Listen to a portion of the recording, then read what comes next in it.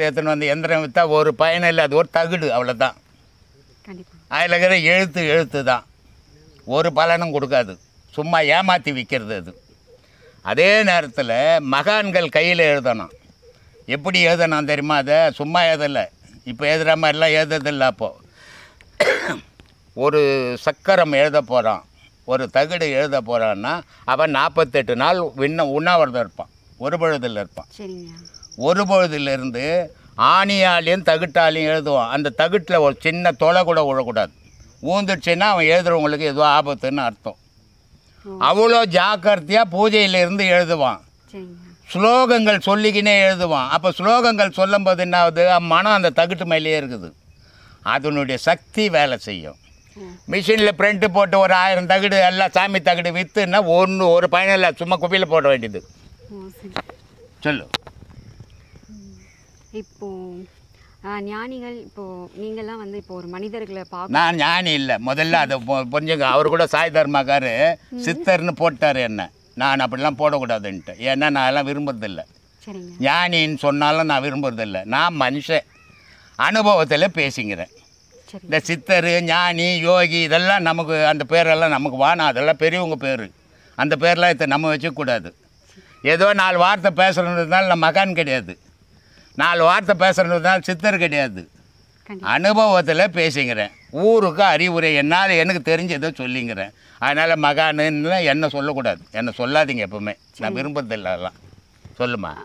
மனிதர்களோட முக தோற்றத்தை வைத்து சரி இவங்க வந்து ஞான மார்க்கம், இவங்களோட நல்ல விஷயங்கள் இருக்குது, இவங்க கிட்ட ஒரு நல்ல சக்திகள் இருக்குது அப்படின்னு கண்டறியறது வந்து சுலபமான விஷயமா?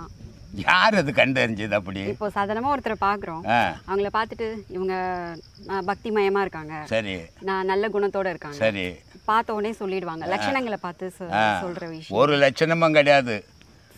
மேலே போட்டுக்கிற லட்சணத்தில் ஒன்றும் கிடையாது, தெரியுமா?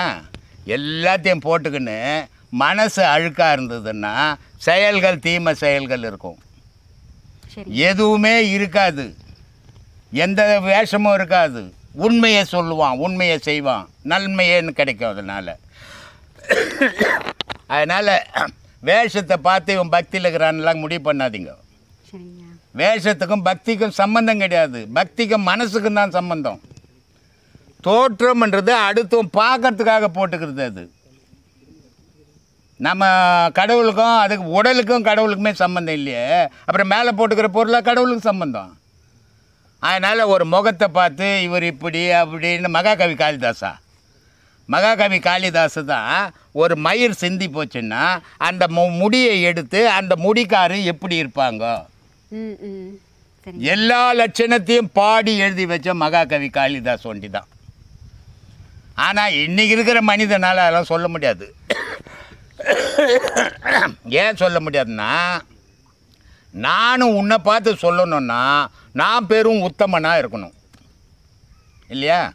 நானே அயோக்கியனாக இருந்துக்குன்னு இன்னொருத்தரை பார்த்து இவர் ஆன்மீகவாதி, இவர் சாமியார், இவர் யோகின்னு எப்படி சொல்ல முடியும்? எப்போவுமே தோற்றத்துக்கும் செயலுக்கும் சம்பந்தம் கிடையாது. செயல் மன சம்பந்தப்பட்டது, தோற்றம் உலக சம்பந்தப்பட்டது. அதனால் தோற்றத்தை வச்செல்லாம் யாரும் எந்த லட்சத்தையும் சொல்ல முடியாது. இன்றைக்கி முன்னெல்லாம் ஒரு ஊடு பூந்து திருட போகிறான். அந்த திருடன் எப்படி இருப்பான் அப்படின்னா, கொடூரமான முகம், கொடூரமான ட்ரெஸ்ஸு, கொடூரமான கத்தி, இதெல்லாம் வச்சுன்னு இருப்பான். அப்போது அவனை பார்த்தோன்னே ஓ இவன் திருடன் அப்படின்னு சொல்லிடலாம் இல்லையா? படிப்பறிவு இல்லாதவன். ஆனால் இன்றைக்கி ஊரில் திருடினெல்லாம் பார்த்தீங்கன்னா எல்லாம் கிராஜுவேட் தான், பார்த்தீங்களா? அப்போ எப்படி அவனை பார்த்து சொல்லுவேன்? அவன் அவ்வளோ படிச்சுக்கிறானே, அவன் அவ்வளோ நல்லவனா தானே இருக்கணும், எப்படி திருடுறான்? அவனை கேட்டால் வறுமை. அதனால் சொல்ல முடியுமா? யாரை பற்றி இந்த காலத்தில் சொல்லவே முடியாது. அது ஒரு காலங்கள் இருந்தது. மகான்கள் வந்து ஒரு மனிதனை பார்க்கும்போது, இப்போது நான் வந்து பார்த்தா உங்கள் உடல் அமைப்பு எனக்கு தெரியாது இல்லையா? எதுவாக வேணா இருந்துட்டு போட்டுமா, எவ்வளோ அழகாக வேணா இருந்துட்டு போட்டுமா, எனக்கு என்ன போச்சு அதனால்? ஆனால் நான் பார்க்கறது உங்களுடைய ஆன்மாவை. ஆனால் சராசரி மனுஷன் எதை பார்ப்பான்? சரீரம் தான். உடல் அழகை தான் பார்ப்பான். அவன் எப்படி சொல்ல முடியாத? அப்போது மகான்கள் வந்து அந்த ஆன்மாவை பார்த்தான், ஆனால் மனுஷனை பார்க்குற மாதிரி தெரியும், மனுஷனை பார்க்க மாட்டான். அப்படி பார்க்கும்போது அவனுடைய தத்துவத்தை சொன்னான். இன்றைக்கி அதெல்லாம் சொல்ல முடியாது, அப்படிப்பட்ட ஒரு ஆளும் இல்லை எனக்கு தெரிஞ்சுமா. போன ஜென்மத்தில் செஞ்ச விஷயமா? ஆனால் நம்ம என்னமே தப்பே செய்யாமல் எப்படி அதை உணர முடியும் தப்புன்ற இடத்துக்கு? தப்பு செய்யலைன்னு எப்படி சொல்கிறீங்க? இப்போ தானே பிறந்தீங்க, இந்த பிரிவில் தானே தப்பு செய்யலை. போன பிரிவில் தப்பு செய்யலைன்னு தெரியுமா? தெரியாது. அப்போ போன பிரிவில் செய்த துன்பங்கள் இந்த பிரிவில் வந்து வாட்டுது. இப்போது சுகமாக இருக்கிறவனுக்கு துன்பம் வரலன்னு சொன்னால் அடுத்த பிரிவில் அவன் அனுபவிக்க போகிறான். ஆனால் நல்லதை செய்து நல்ல வழியிலே போகிறவன் துன்பத்தை அனுபவிக்கிறான்னா அவனுடைய பாவத்தை அழிக்கிறான்னு அர்த்தம் இல்லையா? நல்லதே செய்கிறான், ஆனால் துன்பம் வருது. ஏன் வருது? போன பிறவினுடைய தொடர்பு வருது. ஆனால் அந்த துன்பத்தை யோசிக்காமல் அவன் நல்லதையே செய்யும்போது அந்த பாவத்தை அழிக்கிறான்னு அர்த்தம். அப்போ அடுத்த பிறவி அவனுக்கு சுத்த பிறவியாக வரப்போகுதுன்னு அர்த்தம். அதனால் அந்த பாவம் அந்த துன்பத்தை கண்டு அவன் கலங்கவே கூடாது, அசையவே கூடாது. அவனுடைய குறிக்கோள்லேருந்து அவன் நழுவவே கூடாது. அந்த நல்லது செய்யணும்னு முடிவு பண்ணிவிட்டு அவன் செய்யும்போது எந்த துன்பம் வந்தாலும் நான் அதை அடைஞ்சே தீர்வேன்றேன். இதை பட்டினத்தார் உஜினி நாட்டுக்கு போயிடுறாரு. இங்கே வந்து ஊருக்குள்ளே ரொம்ப தொந்தரவு கொடுக்குறாங்க அப்படின்னு சொந்த ஊரில் இல்லாமல் உஜினி நாட்டுக்கு போயிடுறாரு. மத்திய பிரதேசத்தில் உஜினி நாடு. அந்த மத்திய பிரதேசத்தில் போயிட்டு அங்கே பாடுறாரு. அங்கே அவருக்கு அசந்தர்ப்பமான ஒரு துன்பத்தை அந்த நாட்டு மன்னன் கொடுக்குறான், கழுகு மரம் ஏற்ற போகிறேன் அப்படின்ட்டு. அப்போ அவர் சொல்கிறாரு, இந்த உடல் எடுத்து நான் ஒரு பாவமும் பண்ணலை, ஆனால் முன் பிறவியில் செய்த பாவம் இங்கே வந்து மூழுதோ அப்படின்றாரு. நான் போன பிறப்பில் இந்த பிறப்பில் எந்த பாவமும் நான் பண்ணலை, ஆனால் பண்ணாத போது எனக்கு ஏன் துன்பம் வருது? அப்படி வருதுன்னு சொன்னாக்கா போன பிறவியில் செய்த துன்பம் இங்கே வந்து நடக்குது. இறைவா, இந்த தண்டனையை எனக்கு மனிதனால் கொடுக்க முடியாது. ஏன் மனிதனால் கொடுக்க முடியாது? மனிதனுக்கு மனிதன் தண்டனை கொடுக்கலாம், ஒரு ஞானிக்கு போய் மனிதன் தண்டனை கொடுக்கலாமா? அப்போ கொடுக்க முடியாது. இந்த தண்டனை வந்து நீ தான் எனக்கு கொடுக்குறேன்றான். அதனால் அந்த கழுகு மரமே எரிஞ்சு போகுது உஜினி நாட்டில். அதோடு தான் அந்த மன்னனே சீடராக வந்து அவர் தான் பத்ரகிரி. அப்போது அவ்வளோ பெரிய மகானுக்கே துன்பம் வருது, சராசரி மனிதனுக்கு வராதா? என்ன அவ்வளோ உத்தமனாக நம்ம வாழ்ந்துட்டோம் தெரிஞ்சோ? இப்போ ஒரு மனிதன் வந்து பாவங்கள் தெரிஞ்சே செய்வான். நமக்கு என்ன போச்சு? நம்ம சுகமாக இருக்கிறோமா, அடுத்தவனுக்கு பாவத்தை செய்தால் என்ன போச்சுன்னு பாவம் பண்ணுவான். ஒரு சிலர் என்ன பண்ணுவான்னு சொன்னால் நன்மையே செய்வான், அவனுக்கும் தீமை வரும் இல்லையா?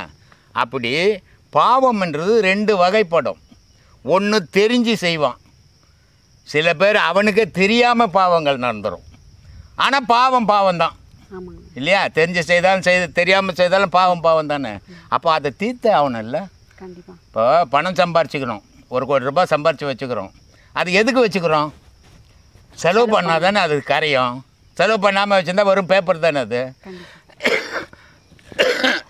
அது மாதிரி நம்ம பாவத்தை நம்ம சேர்த்து வச்சுக்கூடாது.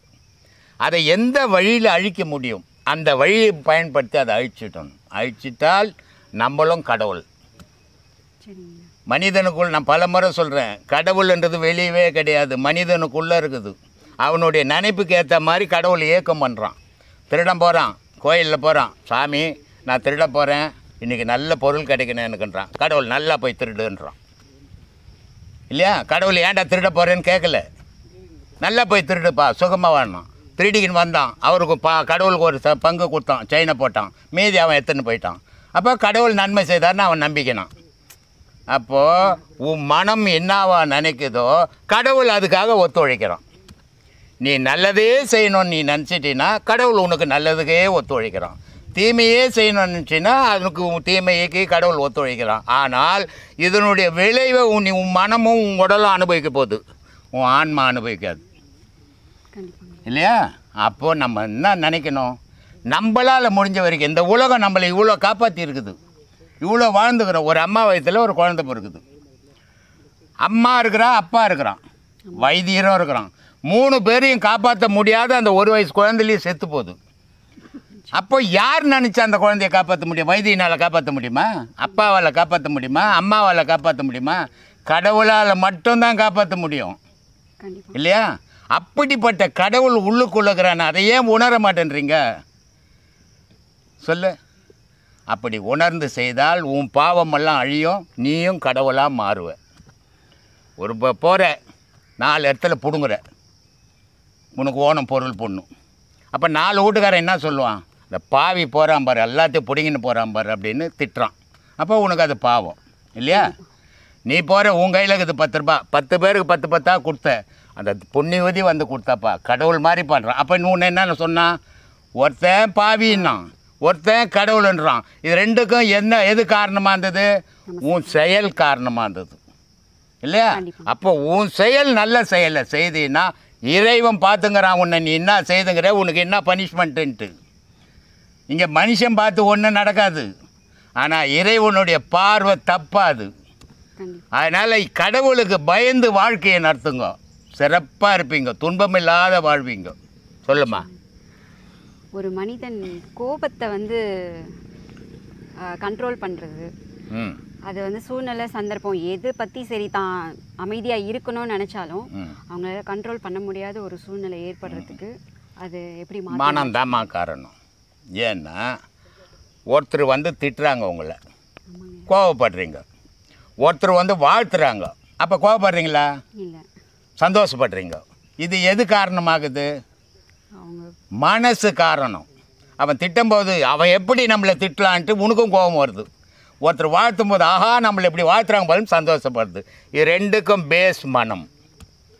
மனம் எதுவாக அதை எடுத்துக்குதோ, நல்லதாக எடுத்துக்கினா நல்ல சந்தோஷப்படும், கெட்டதாக எடுத்துக்கினா வருத்தப்படும், கோவப்படும். அப்போ இந்த கோபம்ன்றது நானுன்றது வந்து உருவாகிறது இல்லையா? அதுக்கு தானே சொல்லியிருக்கிறோம், மனசு கூட என்ன இருக்குது?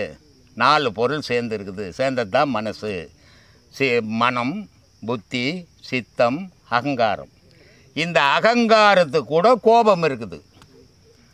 அப்போ இந்த அகங்காரம் எப்பெல்லாம் எழுதோ அப்பெல்லாம் கோபப்படும், எப்பெல்லாம் அது அமைதியாகதோ அப்பெல்லாம் நம்ம சாந்தமாக இருப்போம் இல்லையா?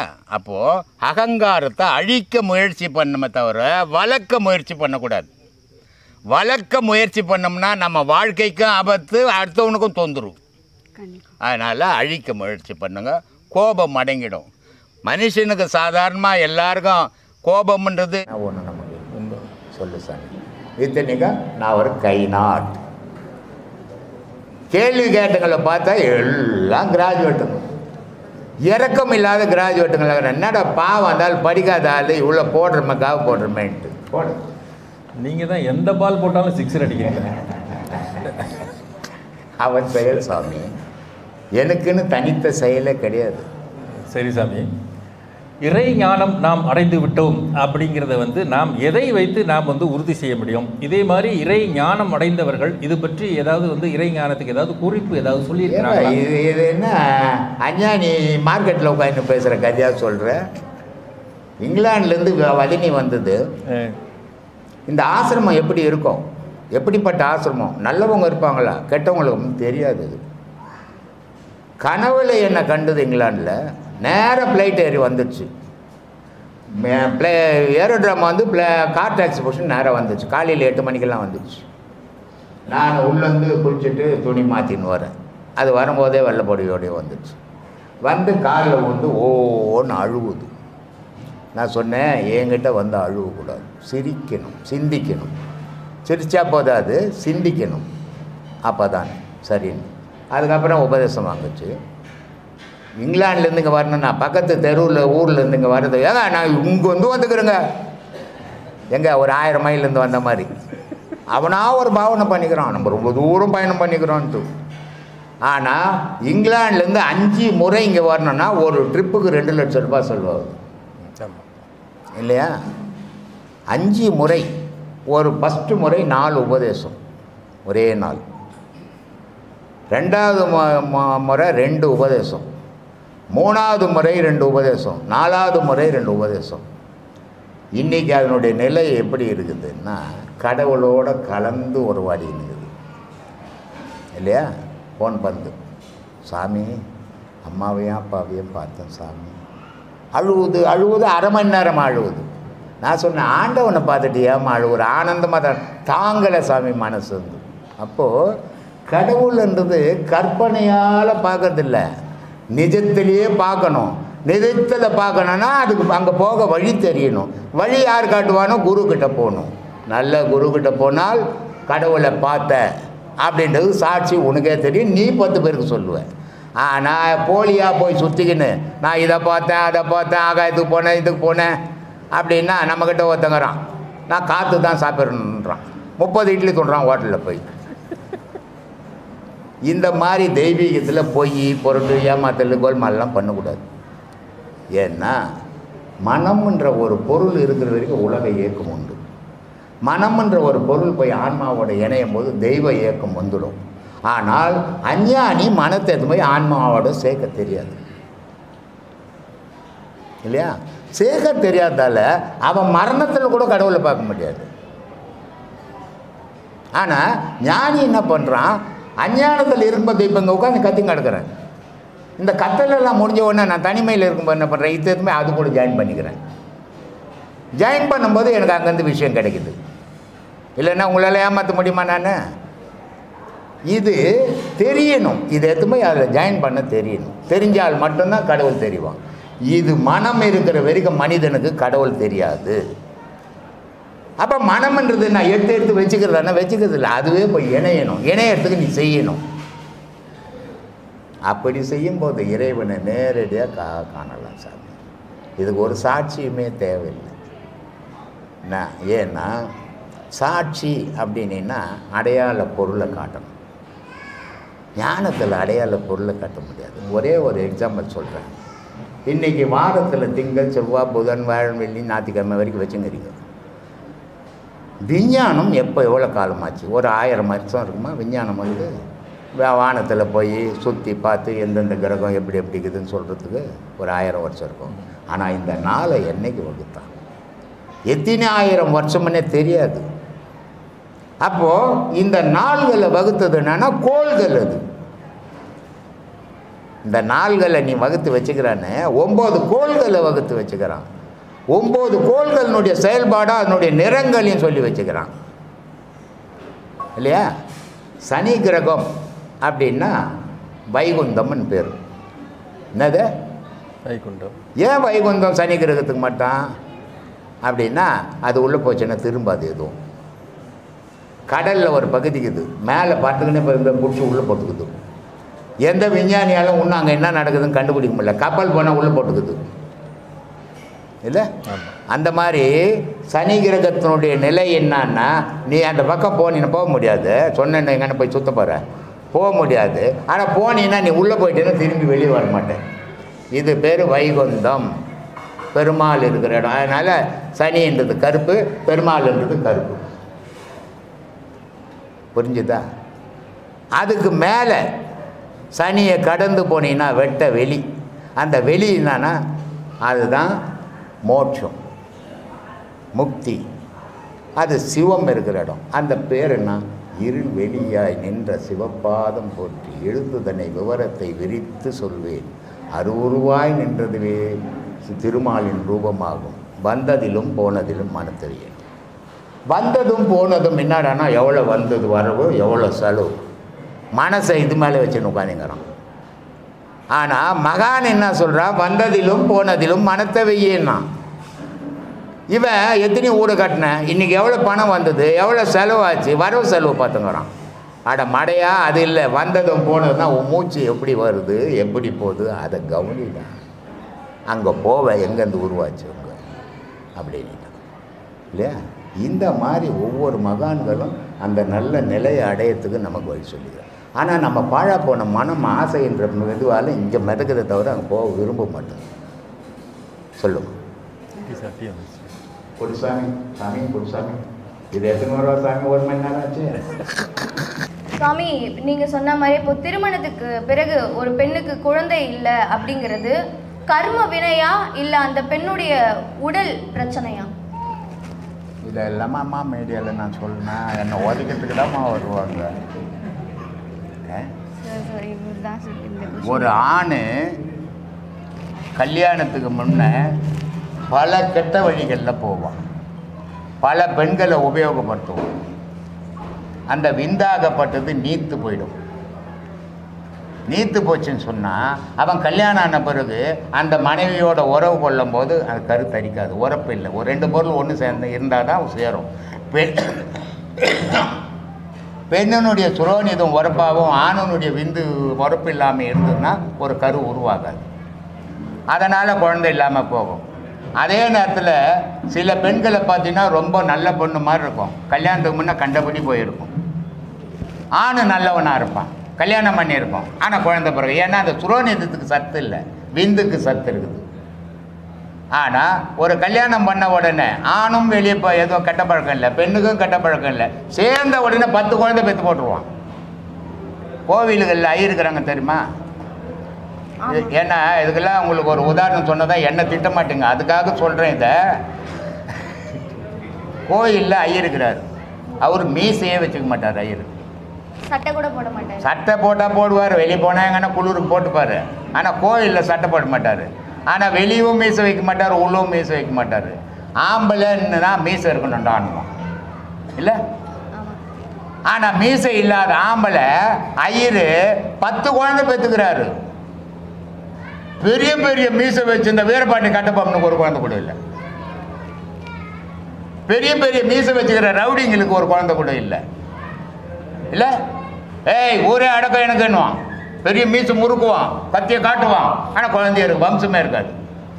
ஆனால் எதையுமே முறுக்க மாட்டான் இவன். வீட்டு உள்ளே போனால் வச்சன்னு கோழி குஞ்சு மாதிரி இருப்பான். காரணம் என்ன? அவன் ஊரெல்லாம் இறச்சிட்டான், இவன் எங்கேயும் இல்லாத பத்திரமா வீட்டிலே வச்சுக்கினான். இதான் காரணம்.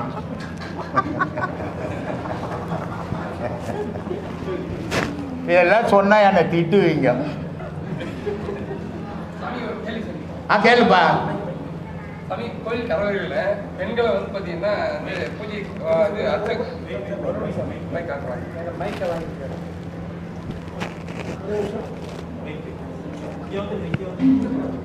சாமி தப்பா நினைச்சுக்கிறீங்க. சொல்லுப்பா, வந்துட்டு அப்புறம் தப்பா நினைக்கணும். இந்த நிறைய பேர் என்ன பண்ணுவாங்க தெரியுமா, போய் நேரம் ஒரு உத விடுவாங்க. ஐயோ சாரிங்க, வச்சுட்டு எப்படி நட சாரிக்குது, உதைக்கிறதுக்கு முன்னே யோசிக்கணும். அது மாதிரி நீ வந்துட்டு தப்பா நினைக்காதீங்கன்னா வந்துட்டிய அதான்ப்பா தெருவுக்கு வந்துட்ட வேஷம் கட்டிட்டு இனி கூட என்னத்துக்கு மறுப்பு போடு. கோயில் கரவறையில பெண்கள் வந்து பாத்தீங்கன்னா பூஜைக்கு வந்து பாத்தீங்கன்னா விடுறதில்ல. கோயில் கரவறையில பாத்தீங்கன்னா சரி, பெரும்பாலும் வந்து பாத்தீங்கன்னா ஐயர்ஸ் வந்து பாத்தீங்கன்னா எங்க ஊர்ல ஆகட்டும், எங்க எல்லாமே பாத்தீங்கன்னா ஆண்கள் தான் வந்து பாத்தீங்கன்னா பெண் தெய்வம் ஆகட்டும், ஆண் தெய்வம் ஆகட்டும், அதுக்கு அர்ச்சனை பண்றதாகட்டும், அலங்காரம் பண்றதாகட்டும் எல்லாம் அவங்க தான் பண்றாங்க. பெண்கள் வந்து ஏன் சொல்லி பண்ண மாட்டாங்க, அது காரணம் என்னன்னு தெரிஞ்சுக்கலாம். உட்கார் சொல்றேன், போய் உட்காருப்பா சொல்றேன். உனக்கு என்ன வயசு? எனக்கு 35. அம்பாள் சாமி இருக்குது, முருகா சாமி இருக்குது, விநாயகர் சாமி இருக்குது, சிவன் சாமி இருக்குது. ஏதாவது ஒரு மந்திரம் சொல்லு, ஒரு மந்திரம் சொல்லுப்பா. சாமி மேலே ஒரு தோத்திரம் சொல்லு, பூஜை பண்ணுற மாதிரி. நீ சாமி கும்பல உனக்கு என்னது பொம்பளை கதை? கும்பிட்டுட்டு கேட்டீங்கன்னா நியாயம் இருக்குது. நீ கும்பிடுறதே இல்லை, உனக்கு எதுக்கு பொம்பளை கதை? ஏன் பொம்பளை போகிறது இல்லை அப்படின்னு சொன்னால், அசுத்தமாக இருந்தால் பொம்பளை போகக்கூடாது.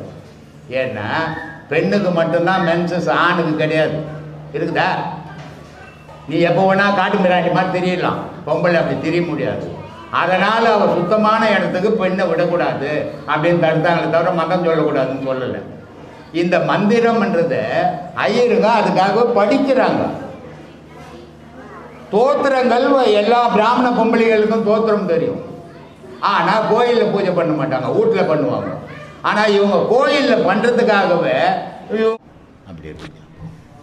ஐயா, இப்போ மனித வாழ்க்கைக்கு அவசியமான குணங்கள் அப்படின்னா நீங்கள் எதை சொல்லுவீங்க? நல்ல குணங்கள்னு சொல்லுவேன். அது எந்த குணங்கள்?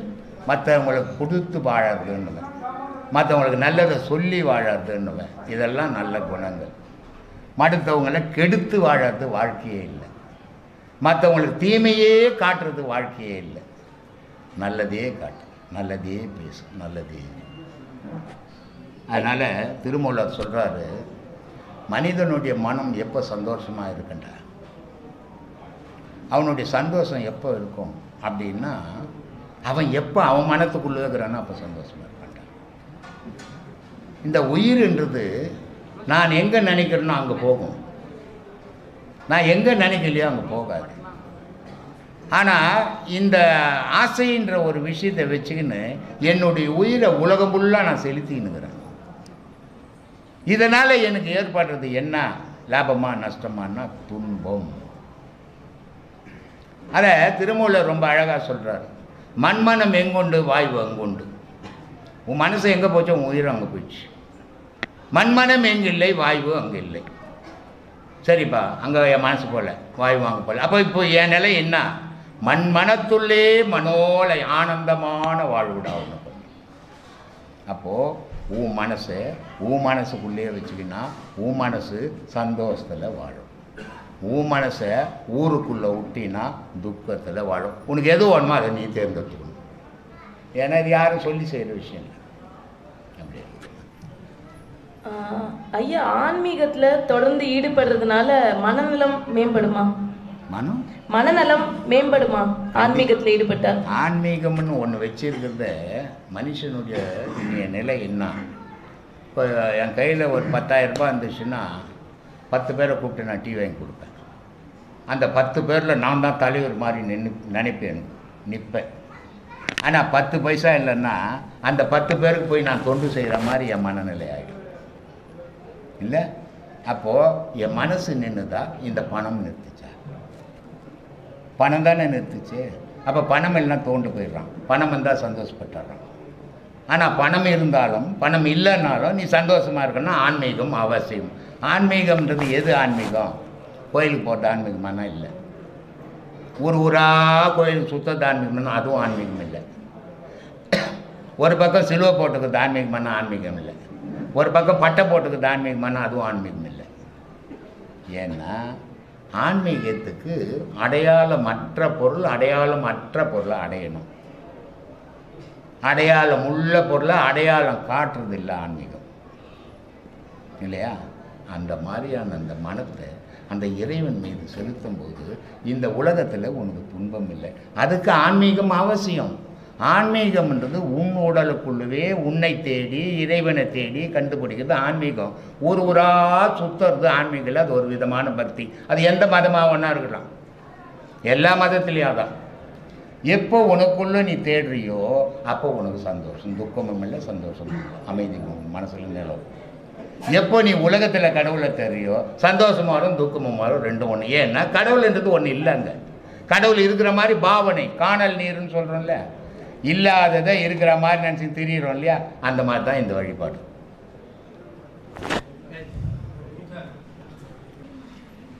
சொல்லு சாமி. சில வீடுகளில் வந்து அன்னதானம் வழங்குறாங்க. அப்படி அன்னதானம் வழங்கும்போது அந்த அன்னதானத்தை நம்ம வந்து வாங்கலாமா? அவங்க தானமாக கொடுத்த பொருட்களை வந்து நம்ம வந்து பயன்படுத்தலாமா சார்? ஒரு ஆள் வந்தார் வீட்டுக்கு போன வாரம். அவர் ஒரு ஃபோன் பண்ணார் எனக்கு. சாமி, நான் அன்னதானுக்கு ஒரு 50,000 கொடுக்கலான்னுக்கிறேன். கொடுங்குயூரில் இருக்கிற 2 கல்யாண சத்திரங்க தரம் வச்சுங்கிறார். 50,000 கொடுக்குறேன் சாமி, சாப்பிடணும். சரிப்பான்னு. அப்புறமா வீட்டுக்கு வந்தார். சாமி, எத்தனை பேர் சாப்பிடுவாங்கன்னு, எப்போ சாப்பாடு போட்டுக்கணும்? ஏய், துட்டத்து குப்பையில் போட்டு ஏந்திரன்னு. துட்டத்து போய் குப்பையில் போடுற 50,000 இங்கே வந்து இந்த பேரம் பேசக்கூடாது. பெரம்பூரில் வள்ளலார் குரூப்பு அன்னதானம் பண்ணுறாங்க, அங்கே போய் பண்ணணும். அதான் இடம் உனக்கு. இந்த இடம் சரி கிடையாது. இங்கே எப்படி தெரியுமா, கொடுத்தா மறந்துடணும். அப்பா உண்மையாக தானம் பண்ணுறான், தர்மம் பண்ணுறான். நீ சந்தேகப்பட்டுக்குன்னு எத்தனை பேருக்கு போடுவேன், எப்படி போடுவேன், வாயிலில் போடுவா, தையலில் போடுறேன், ஒரு சந்தேகத்தில் கேட்குறேன். உன் துட்டத்தை குப்பையில் போட்டு படாதுன்ட்டு திருப்பி என்ன பண்ணால் நேற்று வந்துட்டான். சாமி மன்னிச்சிடுங்க சாமி, என்னால் முடிஞ்சது 50,000. இப்போ முடிஞ்சதை கொடுக்குறான். நேற்று 10,000 ரூபாய் கொடுத்து போனான். ஏன்னா மனிதனுடைய நினைவுகள் தர்மம். நான் பல வீடியோக்களில் சொன்னேன், தர்மம்னா உலகத்தில் கர்ணன் ஒருத்தன். கர்ணனுக்கு மீறி இவன் தர்மத்தில் உலகத்தில் இன்னும் ஒருத்தன் பிறக்கவே இல்லை, பிறக்க போகிறதும் இல்லை. ஏன்னா அந்த தர்மத்தை எப்படி தன்னை மறந்து பண்ணணும். இவனுக்கு பண்ணலாமா, இவன் சொந்தக்காரனா, இவன் தெரிஞ்சவனா பார்த்து தர்மம் பண்ணுறது தர்மம் இல்லை. தர்மம் ஐயான்னு கையெழுத்தான் போடுறா, கொடுத்து பழகடா, எடுத்து பழகாத. எடுத்தா மிருகண்டா, கொடுத்தா மனிதன்டா, இல்லையா? அப்போ கொடுத்து பழகு. அந்த தர்மத்தை கர்ணனை நினைச்சுப்பார். கடவுளே அவன் தடுக்க முடியாமல் போயிடுச்சு.